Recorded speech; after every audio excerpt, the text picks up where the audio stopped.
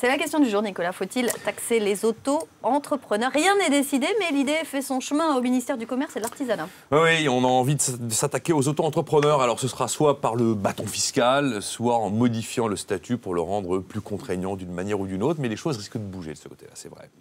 Pourquoi le gouvernement envisage de les pénaliser, ces auto-entrepreneurs? Vous avez un aspect purement politique. L'auto-entrepreneur, à la base, c'est un concept de liberté. Quand l'homme est libre, il est plus difficile à fliquer. Et ça dérange. Et puis après, il y a un aspect purement factuel.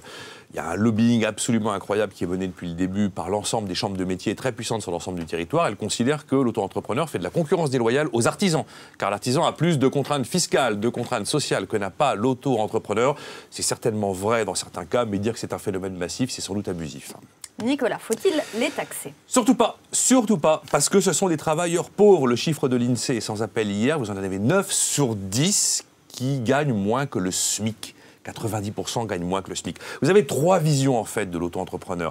La vision historique qui a nourri la réflexion autour de l'auto-entrepreneur, en fait, c'est l'auto-emploi, l'auto-employé. L'entreprise n'embauche pas, le politique n'a aucune solution pour relancer l'emploi, alors crée ton propre job. C'est quoi l'idée derrière qui a été imaginée? En fait, on remet les gens dans l'emploi et on décharge ces gens de la protection sociale de l'État.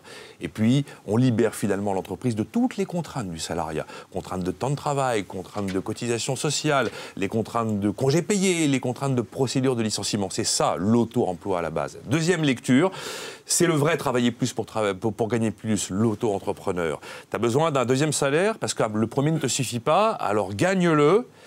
Mais déclare-le, et je te fais un petit truc aux petits oignons, de manière à ce que tu le déclares. Tous ne le font pas, mais enfin, c'est quand même l'idée qui était derrière. Donc, pour être plus concret encore, taxer l'auto-entrepreneur ne sert à rien, car en réalité, il y a peu de recettes en attendant. Ça, c'est sûr, mais en fait, le problème est ailleurs, et c'est la troisième lecture. 90% sont sous le SMIC, donc 10% sont au-dessus.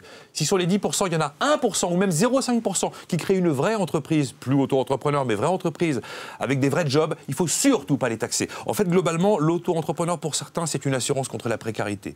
Pour d'autres, c'est une manière de lutter contre le chômage, et pour certains, ce sera un tremplin pour devenir un fantassin de l'économie. Ben pour ces trois raisons, il ne faut surtout pas les taxer. En fait, il faut leur foutre la paix.